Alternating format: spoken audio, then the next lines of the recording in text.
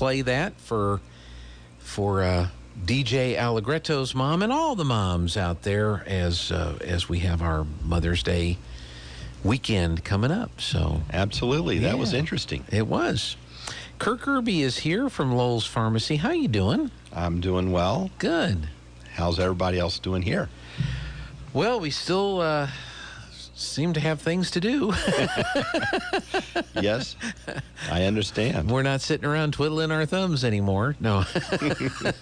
We were trying to think back. The COVID time was just so weird, with everybody shut down and all the stuff that was going on associated with that. And I guess there's still variants floating around out there, and I guess there's still people getting exposed. I asked Lana a question this morning, and it was I knew she didn't have the answer.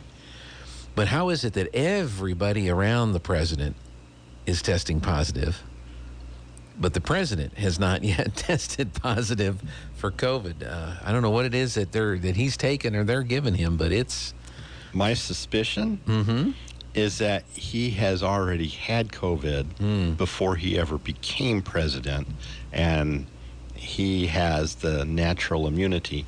Of course, he's going to say, well, I got vaccinated. Well, people that get vaccinated are still coming down with some of these later variants that are not very, very aggressive, pretty mild, but he hasn't tested positive for any of those, and that's just my suspicion is that he had a light case back before he was ever elected, and this is just carried through. Now, I have no way to back that up, but that's just kind of what it appears. A conspiracy theorist would say.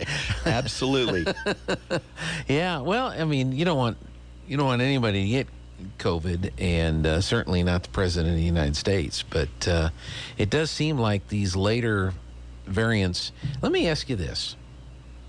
Is what we're seeing with COVID and the variants, is it typical for a virus and we're just getting more reporting and coverage of what happens to a virus, or is this still somewhat unusual for a typical virus to do what we're seeing here?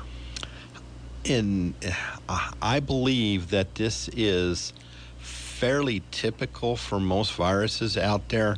Most viruses, though, when you're first exposed, they're not, I guess, as dangerous as COVID was at the very beginning. But the other SARS virus that came out 10 years before it came out, in that area, was kind of deadly too, but it very quickly also abated, but through natural means. But it does seem to be following in kind of a natural life cycle, so to speak. But when it first came out, we didn't know if it was going to or not. Right. So didn't know a lot about it, and that's what most of the fear was the fear of the unknown.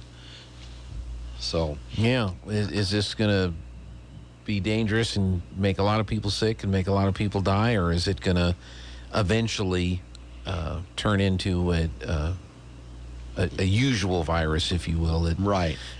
And it was fairly virulent at the very beginning, so it was putting a fair number of people in the hospital, or people were dying from it. But at the same time, we didn't have a good grasp on treatment for it, and certain treatments were being very much downplayed, which very well could have maybe not been the ideal treatments, but you're following all different kinds of treatments and seeing what works a little bit better than something else.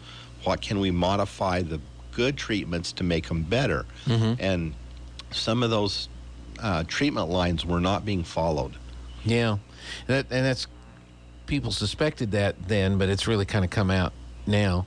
I was watching a clip from Dr. Campbell, and he said that, I don't know if you knew this, Bill Gates has a new book out. I did not know that. He didn't get his copy, and Dr. Tedros did at the WHO. But one of the bullet points from the book, apparently, is that Bill Gates suggests that we as a world should spend $55 billion a year at the WHO. That the world gives the WHO $55 billion a year. Okay. And that the next time that we have a pandemic, whatever it is, that the source for all knowledge, information, treatment, everything on whatever that pandemic should be will then be the WHO. And I don't know how a lot of people think about that. Again, a conspiracist would say that no. I understand his point and where he's coming from, right. But at the same time, if you're one organization and your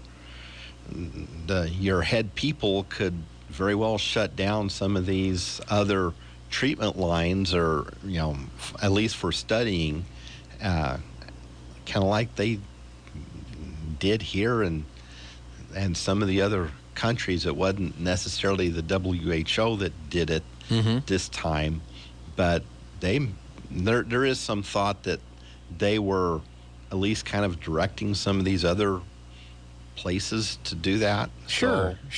Who knows without really digging into it, and I don't think we're going to be able to do that for a while. Yeah.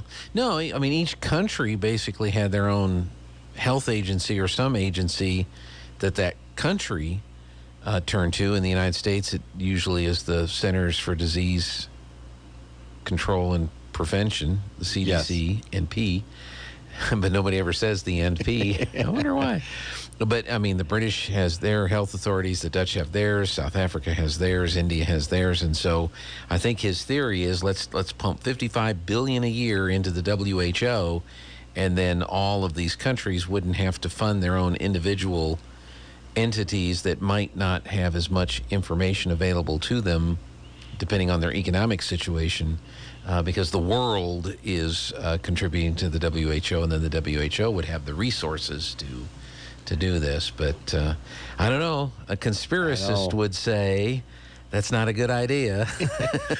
So, also, without being a conspiracist, you would local people are much better at dealing with local infections. That's right. Hold that thought. We'll be back on the other side of the news here on KSVP RT.